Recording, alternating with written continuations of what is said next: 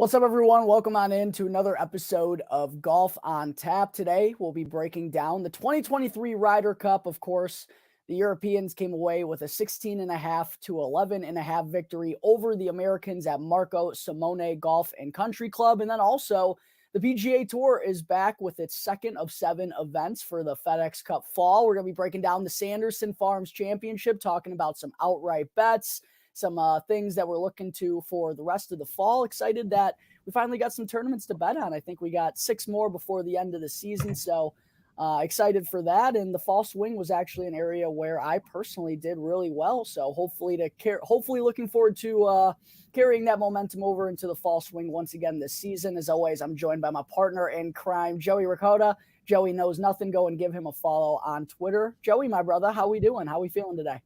Good, man. Not too good, because I think we both know why. We both wanted Team USA to pull it out at the Ryder Cup, and that didn't quite happen thanks to Friday. But yeah, I mean, we're doing good. Start this fall swing. I feel like this is where it really starts.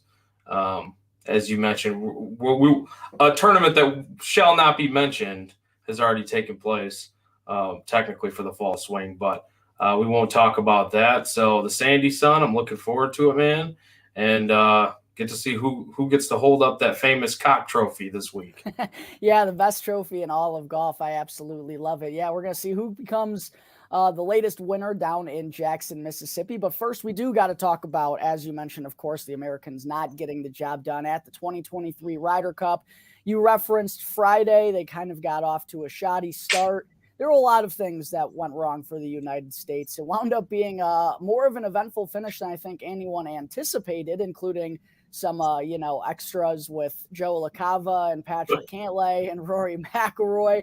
That added the drama that I think everyone needed for this Ryder Cup. But going into Sunday, it was basically a foregone conclusion that the Europeans were going to win this Ryder Cup. The Americans' drought over in Europe was going to continue. But, Joey, I wanted to ask you kind of what your biggest takeaways were from the Ryder Cup as a whole. Biggest takeaway is it's super electric, and we already knew that. But I think that is my biggest takeaway overall, is just every time it comes back, it's just got that feel to it, right? Like, this is one of the first, though, where I've been super invested in it. So getting to watch it from that standpoint was great. Now, you talked about a little bit off air, and I'll let you go into it deeper, but the coverage. I mean, we talk about it. This is nothing new, but it shouldn't be what we're talking about after basically like a Super Bowl-like event, right? That should not be a talking point. So, I mean, just imagine if the Super Bowl itself actually had some shitty coverage and they're not showing live action and they're recapping and going back, just a moment ago, like you said, like that's not, if that were to happen in a Super Bowl, people would be absolutely losing their fucking mind. And they were, rightfully so. They were this past weekend.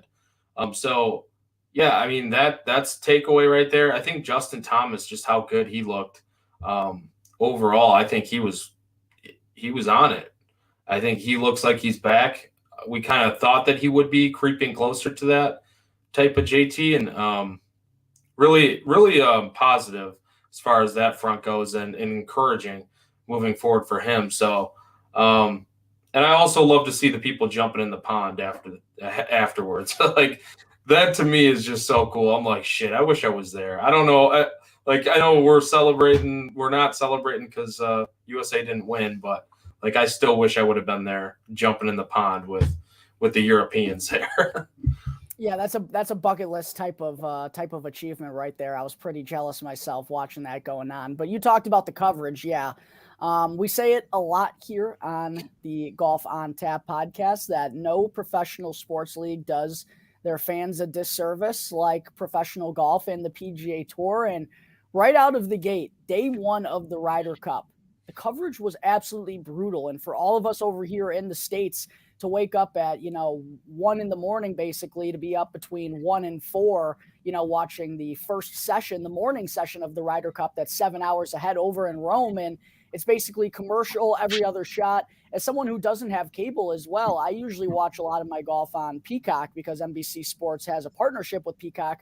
They didn't have the Scotty Scheffler alternate shot, the foursomes match. They only had the last two that no one cared about. It was like Ricky and Homa versus Shane Lowry and someone. They weren't showing the best golfers, which is literally against everything the PGA Tour is always for. If you're a weekly watcher of the PGA Tour, you know they love nothing more than to stroke off Rory and Scotty Scheffler. And then here they are on the Ryder Cup when they're the stars of the team, and they're not even showing them. It was so Ridiculous. backwards, so many commercials. I did notice that they kind of picked it up a little bit on Saturday because there was so much backlash, I think, on social media. But again, that's nothing new. We know this. The diehard golf fans have to just bear with what the PGA Tour sets, and nothing ever seems to change. So that was super disappointing. But at the same point in time, I was happy that the people who don't watch the weekly PGA tournaments and, just tune in for the big ones, the majors or something like the Ryder Cup, they were expressing their frustrations as well. Something needs to change because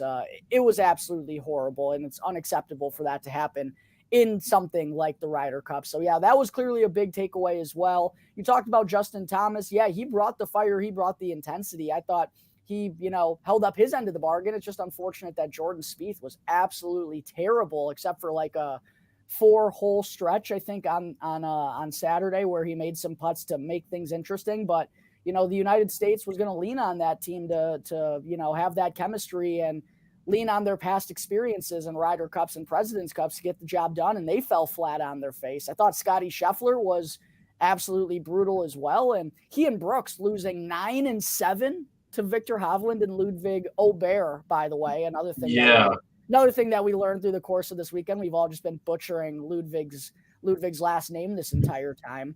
But a 9 and 7 beatdown, the biggest margin of victory in 4-ball history at the Ryder Cup. It was an ugly performance from Scotty Scheffler. There were a lot of things that kind of, I think, played into the Americans just not getting the job done. I think it was very clear that Europe was much more prepared, and I don't want to say takes this event more seriously than the United States, but it's clear that at least moving forward, the United States and their players should be looking to play more events over on the DP World Tour, especially when their season comes to an end. And there are those tournaments like the Omega Czech Masters and other big events over here in Europe. Most of the European roster was playing and played well in those events. So I think that played a huge part in Europe getting out to that early lead. I thought Zach Johnson kind of fell flat on his face on Friday. I think at the end of the day, the players still got to come through, but electing to roll, JT and Spieth out there a second time didn't end up going well for him. I thought he wasn't really ever fiery, and maybe that's, not who he is truly, and that's just not, what he's about. But it seemed like the United States really could have used just some pep in their step, especially in those first couple of days. And I don't think Zach Johnson was the guy to provide that. But the ultimate turning of the tides, I thought, Joey, was on 18, that first day, when it could have been a 5-3 lead for Europe going into Saturday, but instead Rahm, Victor, and Justin Rose all made those huge putts on 18 that got Europe out to that 6.5 to 1.5 lead. That was kind of all she wrote after that. The Americans clawed their way back on Saturday, but it was too little too late when it came to Sunday singles. We were talking off air, though. If Scotty Scheffler held on to beat Jon Rahm on 18 there instead of having that match, the United States would have had life, but it still would have taken a miraculous comeback. So the Europeans, they were just better prepared, and they played the better golf, as they do, seemingly year after, I guess not year after year, because it's every 4 years over there, but every Ryder Cup that they host in Europe, they always perform well on home soil. It's an ongoing theme that everyone's aware of. And yeah, sad that the United States couldn't snap that drought, but yeah, a fun tournament, fun atmosphere, of course, as it always is. I love the interactions with the crowd. Last thought on the Ryder Cup before we move on. It absolutely needed the drama that Joe LaCava and Patrick Cantlay provided on the 18th green, as well as Jamie Weir's kind of ridiculous timing, I thought, of that report. Like, Patrick Cantlay's out there on the course playing in the Ryder Cup, and this is the time for you to drop a report of, the locker room being fractured and Cantlay wanting the money. And it almost worked against him. That's almost what fired up the United States. But Joey, without that drama there, that final day, this Ryder Cup would have been very bland, I thought. Yeah, I guess you're right. I mean, we kind of needed that little bit of drama because of how, lopsided it was in a sense. And then the coverage didn't help at all. And I mean, as somebody that I stayed up that Friday. Like I was up and I had to work the next day. And I was up and I wanted to stay up for an extra hour or two just to catch a little bit before I had to eventually pass out. But kind of bored me. I fell asleep, because I don't know what it was. I mean, of course I was tired, but so that's part of it. But yeah, it was a little lackluster on that front. I do think that some of the fireworks there. I mean, you saw some of the comments from Shane Lowry and Rory, obviously with the caddy there, Joey. It's always interesting to see what he's getting involved in. Cantlay's caddy there, Tiger Woods' old bag mate. So I don't know, man. It was one of those things where I feel like going into it, I thought this was going to be the year that USA would have a chance to. The course kind of set up itself to be a USA type of course from the golfers they had, and that wasn't the case at all. I think, like you said, the wheels were greased a little bit by these guys having the experience recently and just had more practice in going into this. I mean, you really have to practice ahead of this event, especially like when someone like Spieth is coming out there and not on his game. I feel like they shouldn't have went to him that second time. Like they probably should have mixed it up, but how do you go to those two guys and say, hey, we're splitting you up? Like even JT is probably going to be like, no, you're not.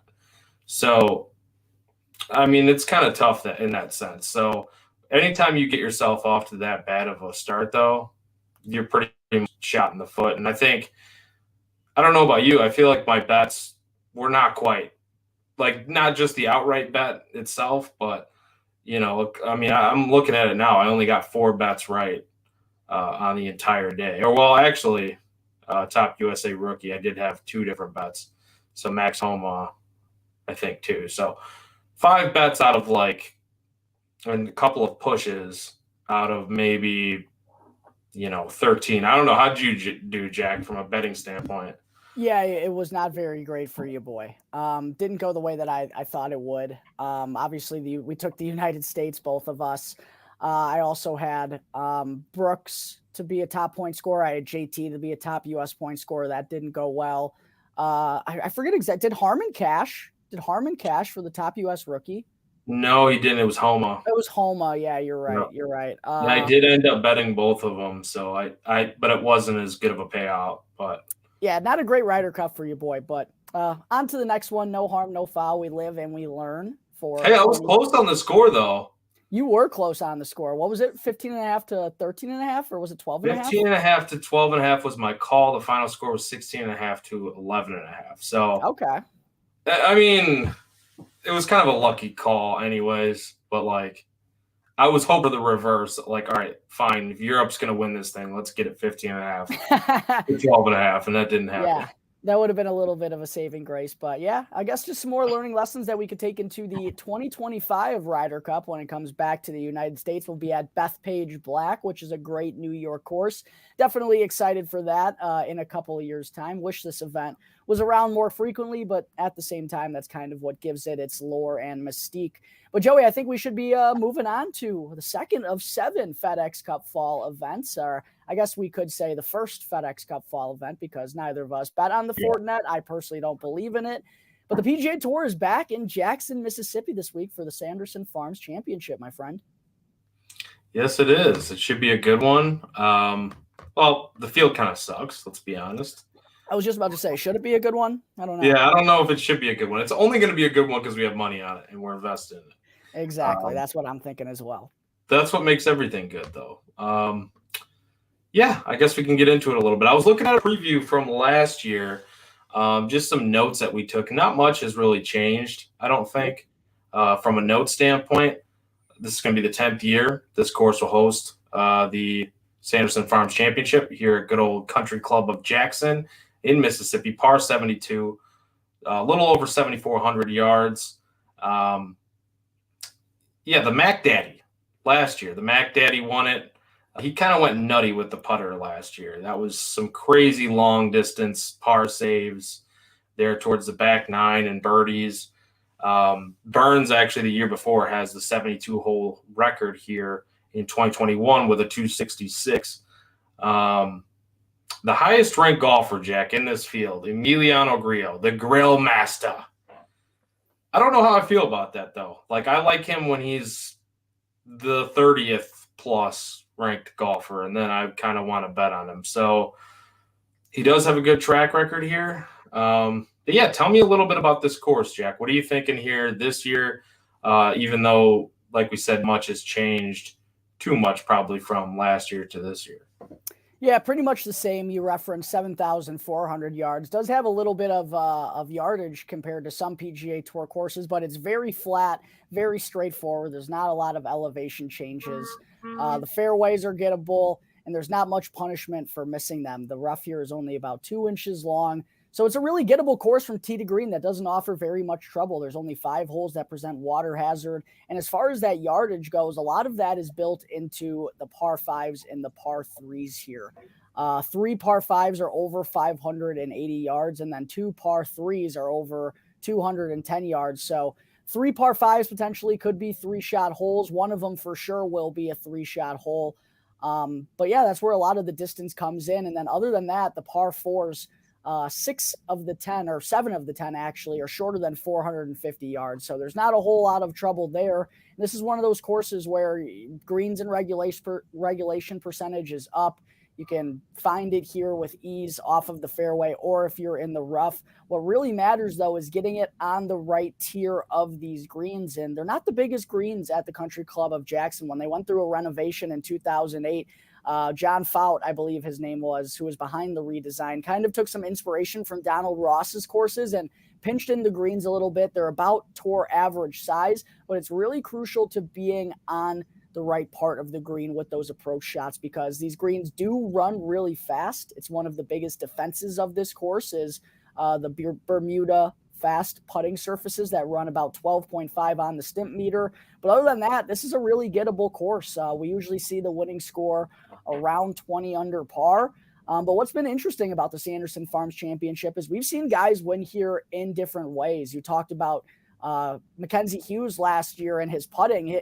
That and his scrambling is really what won him this tournament. We've also seen Ryan Armour, who's one of the shortest hitters on tour, take down the Sanderson Farms Championship before. But we've also seen guys like Cameron Champ and Sergio Garcia and Sebastian Munoz, all of which ranked inside the top 10 in driving distance that year en route to victory. We've also seen those guys have some success here. So there's a lot of ways to get it done, but ultimately the conclusion I came to, Joey, is you absolutely need to have a really solid tee to green week. And a fun fact is each of the last 3 winners here have ranked first that week in strokes gained tee to green. So whether that's, gaining it on your approach or driving the crap out of the ball to give yourself little yardage in, either ways work here. But I do think ultimately the longer players probably do have the advantage. I think when the scoring gets lower, it's more so the guys that can drive the ball better are the ones who can get past that 20-yard plateau. I think for Ryan Armour and Mackenzie Hughes to win, the winning score probably has to be somewhere around 17 under. So I do think ultimately Bombers have the advantage here, but you can get it done many different ways. But another thing that's important as well, Joey, is putting. This is one of the biggest correlating tournaments between strokes gained putting and the winners. And we've seen a lot of good putters do really well because this is a Bermuda surface that you don't really see all that often. It's really used in tournaments mostly in the Southeast, and players who kind of have experience on this putting surface and guys who have grown up in the Southeast often tend to perform better on Bermuda putting greens. So those are kind of the things that I'm looking at. I think par 5 scoring is going to be really big since it's a par 72 and there's 4 of them with that extra yardage. Guys who are going to be making birdies are going to be, getting doing what they need to on those holes. And then par fours, 400 to 450 yards. That's where most of them are going to come. And then all the par fours that are outside of 450 yards that are longer than that, those are the 4 most difficult par fours on the course. So, kind of there's my breakdown of the Country Club of Jackson. I'm looking for guys who can be really good from tee to green, good in that par 4, 400 to 450 yard bucket, give themselves a lot of birdie opportunities, and aren't an absolute disaster with the flat stick. Nobody does it better, Jack. It's a lot of information right there. A lot of information that you could take away from that. Just to add to that, 6 of the last 9 winners of the event have been first-time PGA Tour winners. 2 of the last 4 have went to playoffs. Each of the last 4 have been decided by 1 shot. So this is an event, a tournament that you can see that variance, right? Like you mentioned it. The long guys or the good tee degree game, you have to have it no matter what from wherever you're shooting from, whether that's approach shots or off the tee. But driving distance, I think, is something I'm really keying in on, and also putters. So guys that have a decent putter and have long distance is kind of something that I really honed in on this week. And I got to a couple of guys that I bet on last year, actually. So we'll see how it turns out. I didn't win anything last year. I wasn't on the Mac Daddy, but trying to see if maybe the same type of strategy will play out a little bit better for me here this week. But yeah, Jack, what do you say, man? You want to go ahead and get into it and see what golfers we're betting? Absolutely, yeah. Let's go ahead and dive into the odds board. And by the way, I also have the Rick Rungood custom model and golf profiles loaded up right now. So you want any additional info on any guy that we run through, I could pull it up real quick. Let's go. I love it. All right. See, we got that freshly baked into the show here this year. That's a new addition this year. Needed it. Yeah, it's going to be awesome. I can't wait to really put that thing to use. I didn't use it this week, but now that you have it up on the board, I got any questions? We're going to dive into that. So, top of the board, as you said, his name is not the way we've been saying it. Everyone's been saying it. Everyone's been saying it that way, though. So it's not just us. It's been the entire golfing world. Yeah, I don't feel bad, but I'm just like, okay. Like once you start hearing it, it's different. You just wouldn't expect that. Ludwig Aubert. It's very subtle. Ludwig Aubert. Aubert with a silent G. You don't see too many silent G's. No, you don't. Like lasagna. Yeah. Real G's moving silence like lasagna. That might be little Ludwig's new walkout sign. Dude, he really should have that as like his entrance music. Lil Wayne is actually 12-1 this week. Ludwig, Little Wheezy, Steve. Hey, we're down in. Sorry to interrupt again. We're down in Lil Wayne's neck of the woods this week too. Down in South. We're not. That's true, yeah. But we're close. What if he just made an appearance though and just started like he was actually live doing his intro? I'd be really sad that I wasn't there. Me too. Could you imagine the Mississippi folk though, like the Mississippi golf people that are watching Lil Wayne perform at the Sanderson Farms Championship? That would be a scene. Do you think they'd like, or do you think they wouldn't? No, they would not. Yeah, I don't think they would either. Not like it. No. It's not that type of vibe. Not the vibes. Not the vibes I get from a Southern country club. If he was if this was at Shriners, probably still not. Maybe Shriners could be pretty. It's Vegas, man. Anything goes out there. Which that's what I'm thinking. Find out next week, baby. You gonna learn. You gonna learn next week. I'm gonna learn. I'm excited. Also, if it was like the Waste Management, I feel like that might be a good spot for Lil Weezy. That would be a good spot for him for sure. But anyways, let's not get too distracted here. Yeah, let's get into it. Ludwig Aubert, Lil Weezy F Baby's son. He's 12-1. Steven Yeager's 18-1. Eric Cole, love me some Eric Cole, 20-1. Emiliano Grillo, we also love him. He's 22-1. And then Bo Hostler and Keith Mitchell sitting in that 30-1 range. This is disgusting. I like that Aubert's getting some respect here. But like, oh man, I'm so on the fence because I really want to bet him.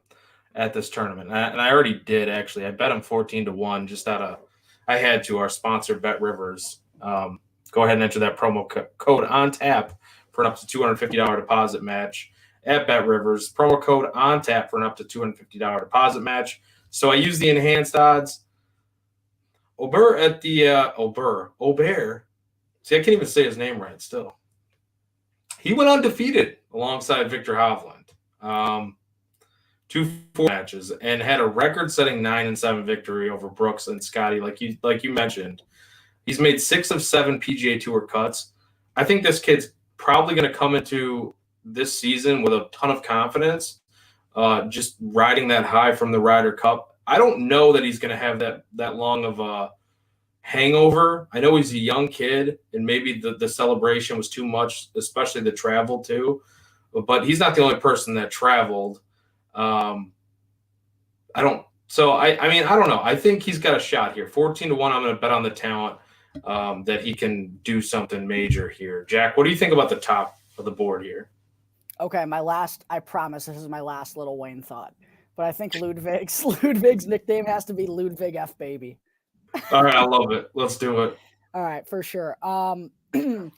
I think this is a great course fit for what he's able to do with the driver. There's no punishment unless you're super, super wayward. These are tree-lined fairways, but if you're in the trees, you're probably not looking like you're going to be winning the golf tournament regardless. So as long as he's not too wayward, he can go out there and use his power. And regardless of that, he's straight and long, which is a pretty good combination. We've seen Cameron Champ, who's among the driving distance leaders, obviously went on this course before. I brought up earlier Sebastian Munoz and Sergio Garcia, 2 guys with distance as well. I do think this is a really good course fit. I just don't love that number after him coming over just from a week of, and it's maybe not even like the hangover that he's probably battling still. It's more so just like the emotional upcharge of being in a Ryder Cup and how rowdy that is and how exhausting I think and taxing that can be on the body. So that's just kind of my one concern about Ludwig F. Baby this week. So I'm actually going to be passing on him. And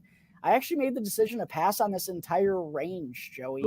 Kind of an interesting choice from your boy, but the 2 guys that I were looking at the most would have been Eric Cole. I've seen a ton of people on Eric Cole this week. Makes sense for a lot of reasons. Had a good Fortinet, really good ball striker. And like I just referenced, you get him on a course where missing the fairway isn't all that penal. That's kind of the weakness of his game. I understand why a lot of people are going there.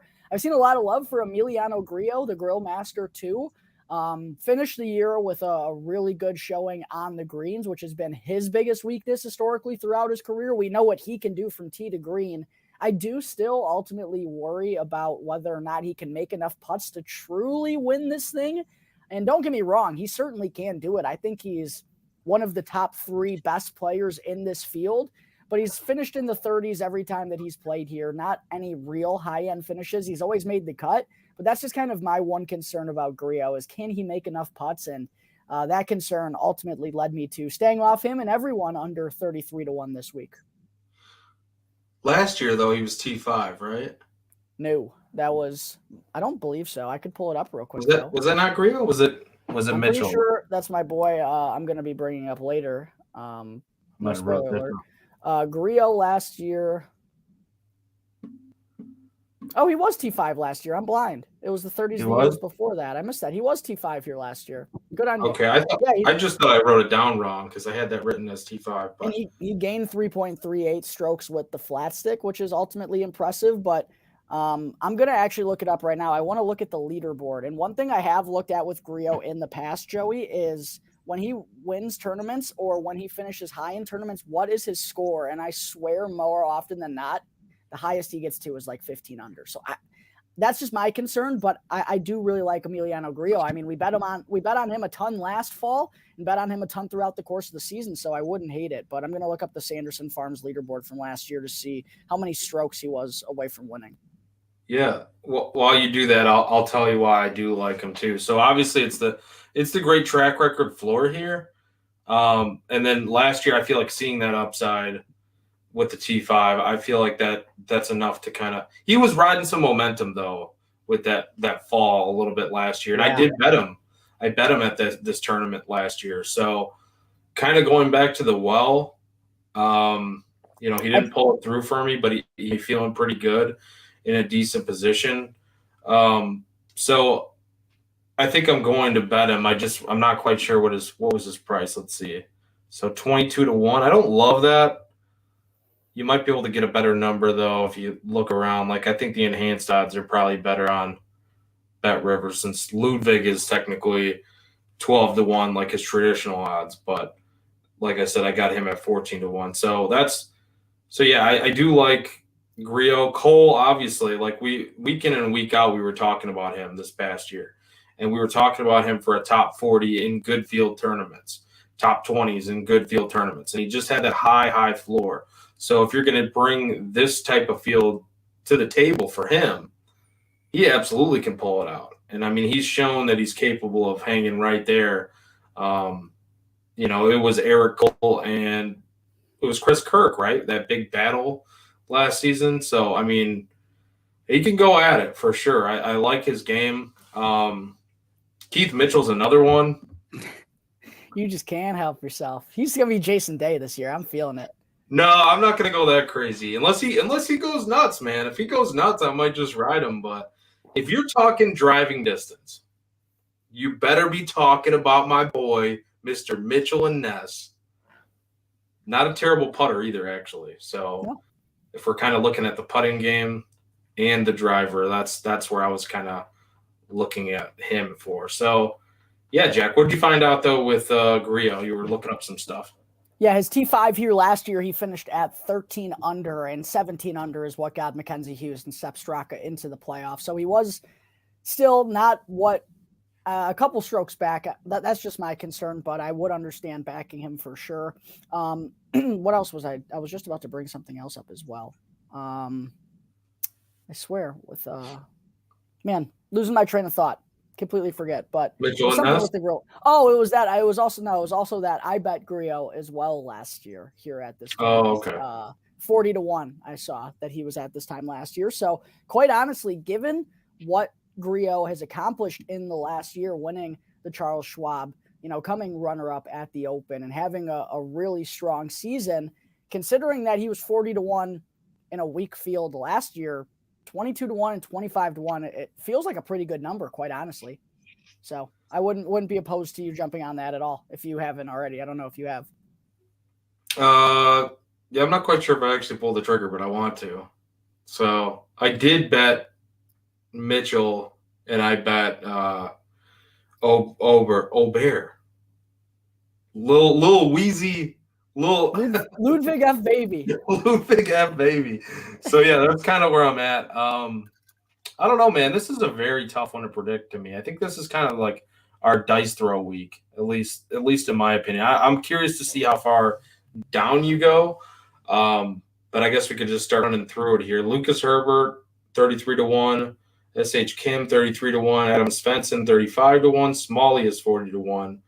Along with Davis Riley, Garrick Higo, Lee Hodges, and then Davis Thompson is also 45-1. So a couple of good names in here that I'm looking at. One of them, pretty much a hometown kid. So what are you thinking, Jack? Yeah, this is where I got first couple of guys in my card. I think I have 3 guys from the range that you just broke down. I started off my card, though, with Adam Svensson at 35-1, someone who won on the fall swing last year at the RSM Classic. And although he only had 2 top 10s in 23 starts the rest of the year after that victory, he showed some really good signs at the end of the season, made it all the way to the BMW Championship, and had some really good iron weeks. He gained at least 2 strokes on approach in all of his last 4 starts. Has some really good long-term numbers in the approach categories as well. I like him from the 125 to 150 bucket and the 100 to 125 bucket. And I just think he's got the upside in order to get it done, and he rates out as one of the best players in this field in terms of his tee to green play in the last 24 rounds, his approach, his birdie or better percentage. I think Adam Svensson makes a lot of sense this week and has won a tournament on Bermuda surfaces before at the RSM Classic at Sea Island. So I started with Adam Svensson. I also got Alex Smalley in there as well, another guy who showed some really high upside with his irons last year. Had a 3 3-week stretch there where he finished runner-up at the John Deere Classic. Couldn't close it out on Sunday, but he had 3 weeks in a row where he gained at least 4 strokes in the ball striking categories, and in 2 of them he gained 8. So he's shown the upside necessary with his irons and with his tee to green game to win a PGA tournament. What's just really held him back has been the putting, and he's another guy. He went to college at Duke, and before the Wyndham Championship, this was something that I stored in my memory bank. I remember betting on Alex Smalley at the Wyndham Championship, and he proceeded to miss the cut for me. That's always great. But he talked about how the putting surface that he is most comfortable with is Bermuda. So I figure that if there's any time for him to not be god-awful on the putting greens, it would be this week in Jackson. It should be a surface that I think he's relatively comfortable with. So I got Alex Smalley at 45-1. You can find him there at Bet Rivers, our sponsor with the enhanced boost. And then I also got Lee Hodges in there as well, a good old Southern boy that has a lot of familiarity on Bermuda surfaces as well, was really good at the 3M Open and is one of the better iron players in this field. And I got him at 45-1 as well, which I thought was just too big of a number. So that's where I started my cards: Svensson, Smalley, and Lee Hodges. Can you tell that it's a fall swing event, Joey? Yeah, I don't hate it though. I really don't. I went pretty much the exact opposite. So we're going to have a bet on pretty much everyone in this area. Interesting. So yeah, I went a little different. I don't have any of those golfers, but I understand the reasoning behind it. I love that memory of yours, Alex Smalley with the Bermuda. That's pulling one out there because I did not even realize that he really liked Bermuda. So good. Davis Riley, 40-1. Talked about it. You know, he's pretty much a hometown kid here. First PGA Tour win last season at the Zurich Classic of New Orleans. He's a Mississippi kid. I think this could be a good spot for him to maybe grab another victory here. And he's getting, you know, just getting the victory itself lends me to believe that he's kind of there, that he's capable of doing it, especially in kind of a poopy field. So, like Davis Riley this week. How far down do I have to go to find this? Okay, so I actually don't think I have anyone else in this range. Garrick Higo was really interesting to me. Same. I didn't bet him, but yeah, I'd love for you to kind of explain why, if you do have interest in him. Like, yeah, I believe he finished third here last year in his first appearance at the Sanderson Farms Championship, but someone who can really go the full bomb and gouge tactic. I mean, absolutely nukes it off the tee, can get hot with the putter, but everything in between is kind of a mess. The one point that kind of turned me off of him was his irons just weren't good at the Fortinet and to wrap up last season. Not that around the green really matters at all here. If you're chipping, you're probably dead. But that area is not a strength of his game as well. I do think this is one of the courses that fit Higo's style, but I just didn't get there. Yeah, same. Like the bomb and gouge comment, though. I do think that that's a strength of his, and that could be a big factor here for him. I could easily see him getting like a top 10, and I might just bet him to do like a top 10 or something, but the win, I don't know. Maybe a first round leader, actually. That might not be a bad idea. You still chasing those, Jack? Nah, I think I gave it up. Oh, come on. I think I'm done. I don't blame you. I'll let him stay on top of that one. I'll take him for the outrights. All right, don't blame you. Ben Griffin, 50-1. Don't call him Taran. It's Callum Taryn. He's 50-1.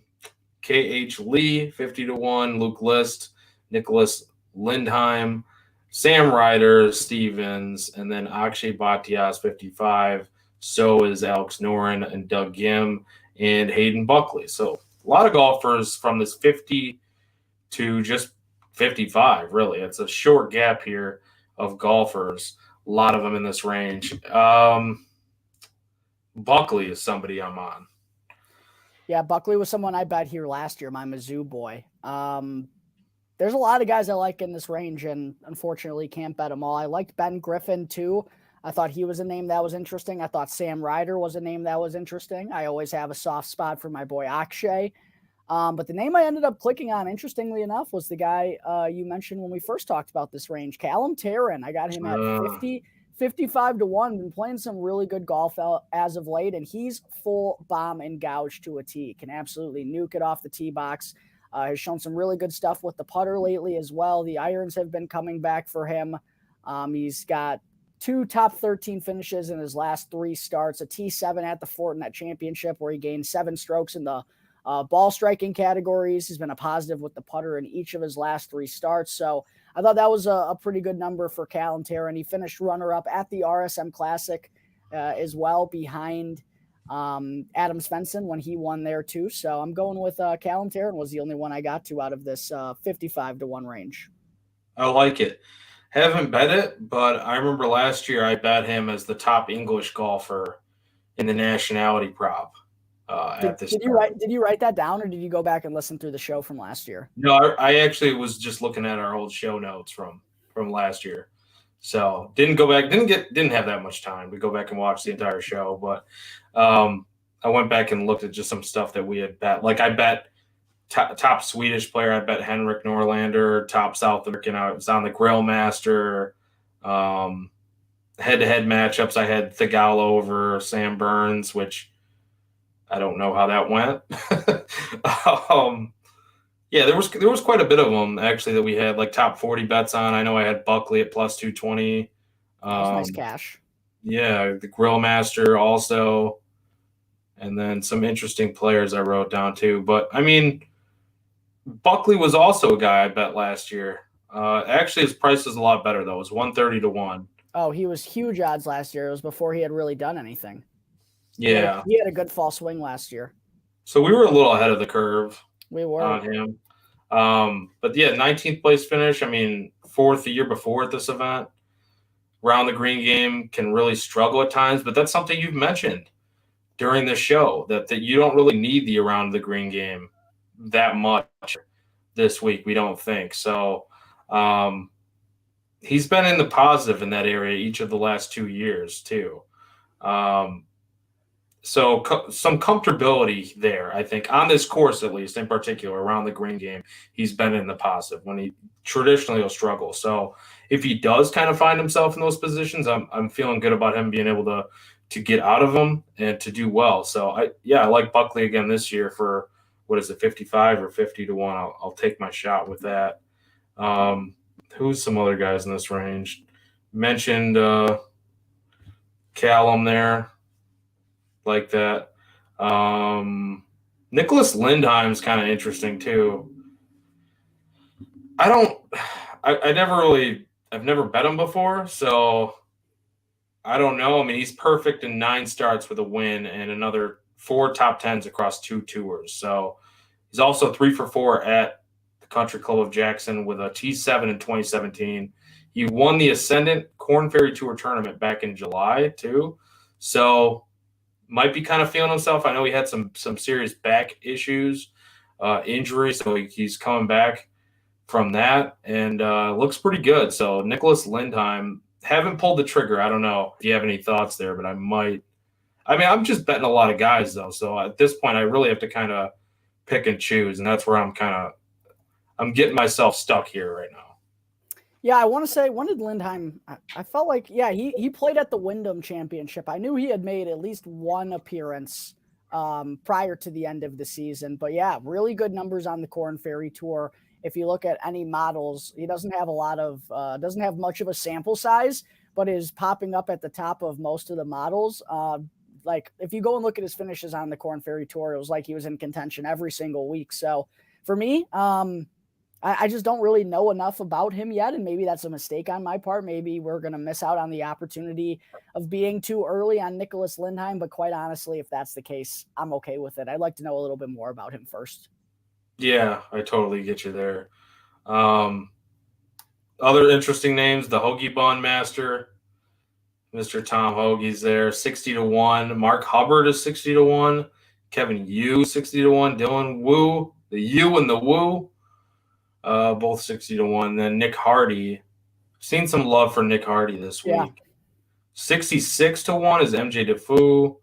And then your 70 range, you have Eric Van Rooyen and Peter Quest? Quest? Quest. Quest. Okay. Peter Quest, like looking at some of the models, they like Peter Quest this week. I don't know. That's another one. I don't know too much about him, but I'm interested to hear your thoughts about this range. I do think Mark Hubbard is always. I mean, you were on some Hubbard there for a while towards the end of the season. Are you still that way? Are you still kind of looking his direction maybe this week? Yeah, I'm on the Hubbard train. I was literally just texting one of my buddies before the show. I'm like, I have a Mark Hubbard problem. So yeah, I am on Mark Hubbard once again, man. The approach was just so good last season. 16th on tour in strokes gained approach was Mark Hubbard. A phenomenal season. Lost it a little bit at the end there, but did bounce back for a T17 at Silverado with the Fortinet Championship. Gained nearly 6 strokes in the ball striking categories.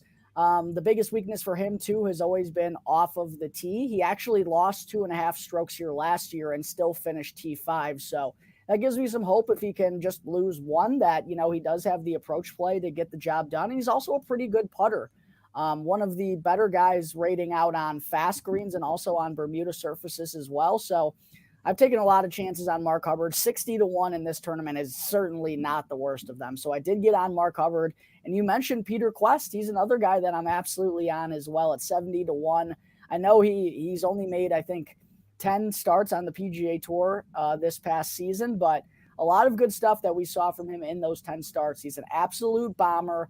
Can get hot with the irons. I believe he ranks 5th among all players in this field and birdie or better percentage in the last 24 rounds. And because the sample size is so small, that's what makes this a little tricky. But he actually rates out as the number 1 Bermuda grass putter in this field. So for all those reasons, at 70-1, I have to take a little bit of a flyer on Peter Quest. I know that he can get hot when he has his game going. He's still, I think, a little bit raw, and asking him to win is probably a bit much, but 70-1 is good enough in a bad field like this for me. See, I was hoping, because I didn't know enough about him, I was hoping he was going to be over 100-1, and I think that's why I'm not going to bet him this week. But like looking at the things that you mentioned, I know he can nuke it off the tee just looking at the numbers, and he's a decent putter. I didn't know he was that good on Bermuda. Small sample size, very small sample size. But like overall, though, his numbers look good as a putter, pretty decent. Yeah. So like those are the two things I'm looking for: driving distance off the tee, and I'm looking for the putter. So by default, he fits my kind of model this week. So I like that call a lot. But that's 70-1. I think I just have to pass just because I'm betting way too many guys at this point. 75. I guess we could just kind of anybody from that 75 range to 100. Are you in on anybody? Mac Daddy, is he running it back? No, this is kind of where my interest gets lost. I think we're at the point where it's shout out names for the sake of shouting out names. At least for me. I love this part.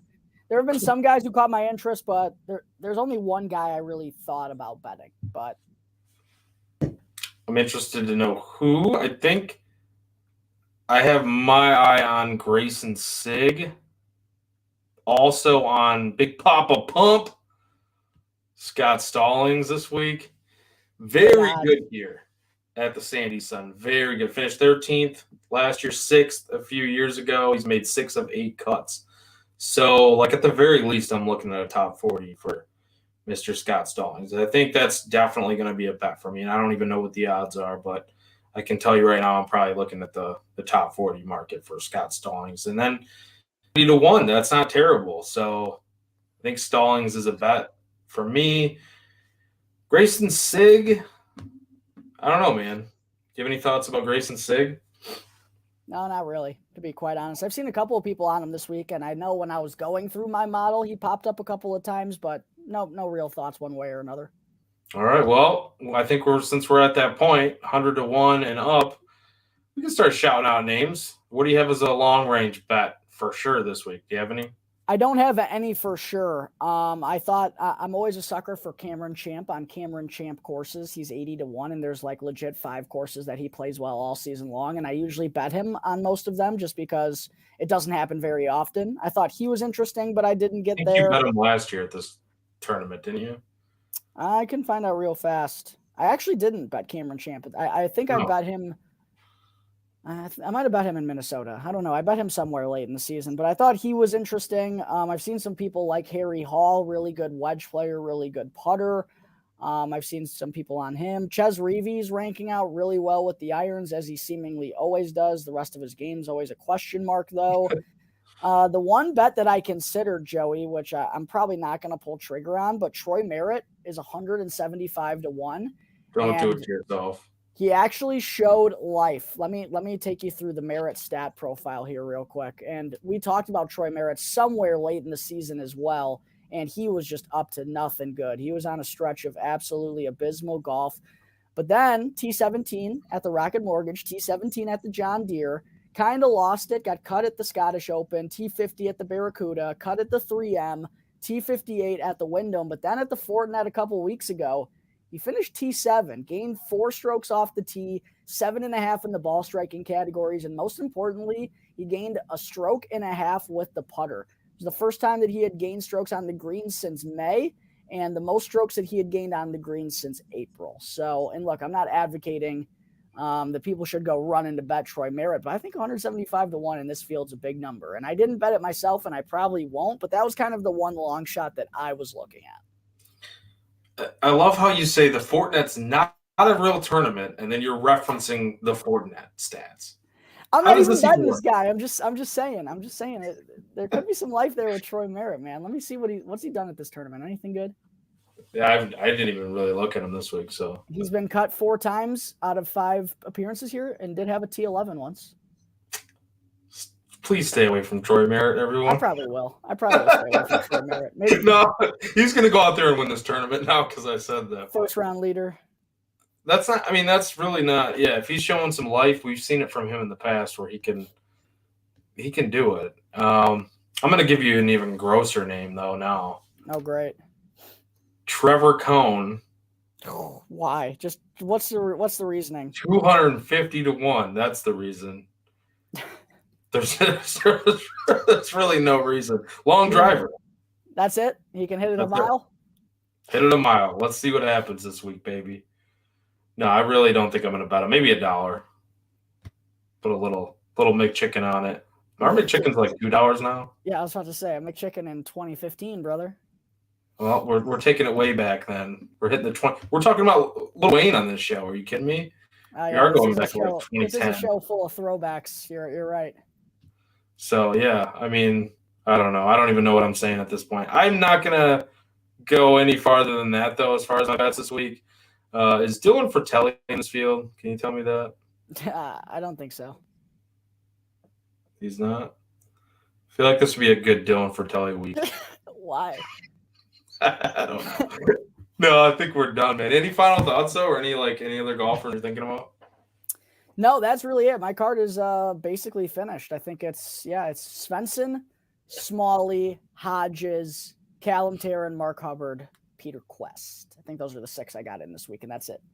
I love it. You might talk me into Peter Quest, but didn't like that number. But, yeah, it makes a ton of sense, too. I got Ludwig. Wait. What did we say? Ludwig F. Baby. It's not Ludwig that hard. F. Baby. Yes. Got him at 14 to 1. Emiliano Grillo, maybe. Keith Mitchell, yes. Hayden Buckley, yes. Davis Riley, yes. Scott Stallings, yes. Maybe Pete Quest. Maybe Nicholas Lindheim. Not quite sure. I don't know if I've actually bet him or not, but I mentioned him. That's about it, though. Prop bets? Anything you like in that market? No, I'm keeping it clean. I'm probably going to spend a lot of money in Vegas next week, so this is all I got. Gotta save up. Yeah. Gotta save up. So for anybody tuning in, Jack will be there. He will be covering the Shriners tournament next week. So we will have an early show, I believe, probably like Monday, maybe. Yeah, Monday probably. So definitely tune in for that. Prop market wise, for me, I think I'm going to go top 40 for Scott Stallings, which I just mentioned. That kind of makes sense. What's the number on that? I don't know. I'm going to find it though. Go and find that real quick. And also, are we going to run back one and done this year? Oh, absolutely. Are you kidding me? Yeah, I think we got to run it back. I think we should do it for money this year, though. All right. What are we putting? Let's just do $50. Just a nice gentleman's wager. Can I even find a freaking top 40 market? I don't know. It is the Sanderson Farms Championship, brother. Right. Come on. Don't do this to us. This is like my sicko shit that I love. But what I think we should do, just to outline this at the beginning of the season, I think all major champion. I think we could do it the same style. I think that honestly works because I really don't want to count up the money from every single week. That's going to turn into a pain in the ass, chasing all the purses and everything. Mm-hmm. So I say we go same style we did last year. Majors are worth double. Playoff events are worth double. Yeah, I like that. Wait, did we do playoff events too? We didn't do playoff events for double. We kind of changed it for the Tour Championship because I needed Xander to win and you needed whoever you had to come in dead last. That was the only way we would have won. So we kind of messed with it a little bit, messed with the structure there. But I think we can just kind of set it at that. Majors are double and playoffs are double. Let's see the playoffs. You start crushing it playoff time. Yeah, it's my time of the year, baby. That's like your time. Yeah, I like playoffs too. The fall was my time of the year last year too. I ran away with it in the one and done, and then things got messy from there on in. That's true. So really, I should hold off until like the flip of the year. We shouldn't even do one and done, is what you're saying. No, we should definitely do one and done. And I do think it's only right that as the winner of the one and done last year, you start us off with the first pick of the season. Oh boy, this is a tough one, man, because I don't really want to burn Griot, but I feel like Griot would be like the obvious, like safe pick. I threw out the sheets. I'm pretty sure you burned Griot early last year. I'm pretty sure we both burned Griot in the fall. Did I burn him I didn't burn him at this event though. No, I'm pretty sure. No, you used Tommy. You used Tommy at the Zozo. I'll never forget that. I don't know. I might have the sheets laying around here somewhere. Let me see if they're still in my garbage if I haven't thrown them out yet. Hey, they are in here, I think. Oh, actually. Just like right on top. It's going to take me a minute to find if I can, but. While you do that, I'll think this through a little bit. So I just want someone who has a decent floor. So, wow. Funny story. I used Griot at the Sanderson last year. Oh, wow. How did he do? You did good. T5. Came T5. You used Griot the very next week at the Shriners, and he came 73rd. Shout out Emiliano Griot.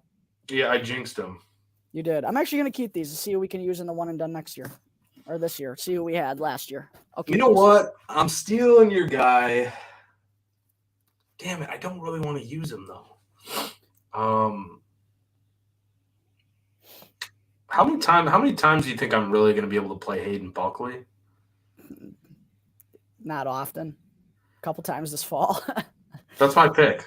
Let's go. You're going with Hayden Buckley? Yeah, I like it. All right, I'm going to go with Adam Svensson. All right. Not bad.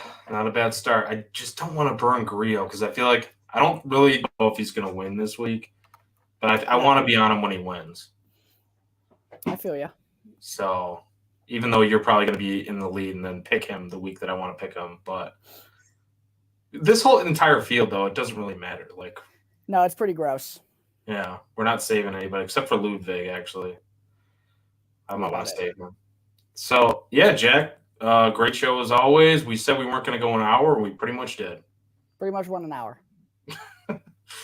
With that said, though, any final thoughts before we go ahead and wrap this puppy up and look forward to the Sanderson, the cock trophy, getting held up by somebody?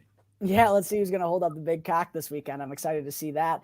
Excited that we got golf thrown in, another curveball to my Sunday afternoons. Going to have to throw up another screen somewhere and another to chase down those Sunday sweats, of course. But yeah, I love the fall swing, man. Did really well at it last season. As you referenced, I'm going to be at the Shriners Children's Open in Las Vegas next week. I'm stoked for that.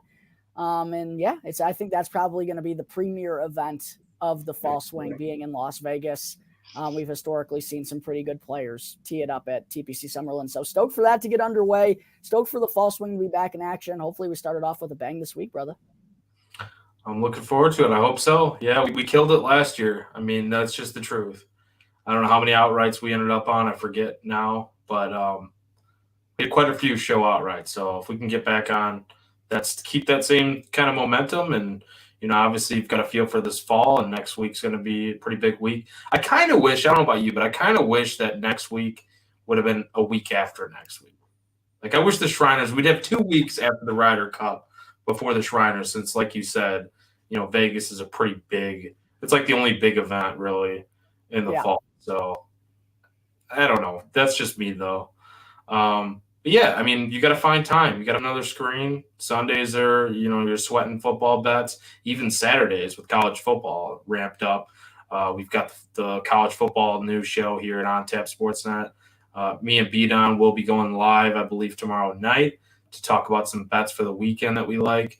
Maybe some postseason baseball as well. Our hearts kind of got ripped out. All of us are Cubs fans. You, B-Don as well, me.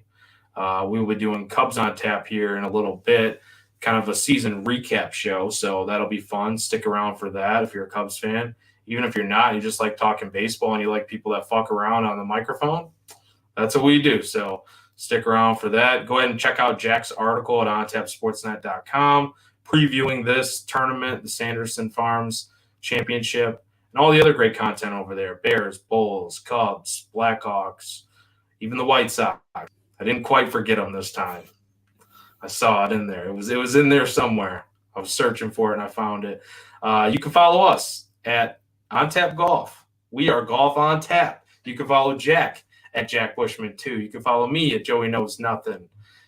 Like I said, we are Golf on Tap. Hopefully you cash all your tickets, crack them, lock them, fuck them, putt them, and we're out.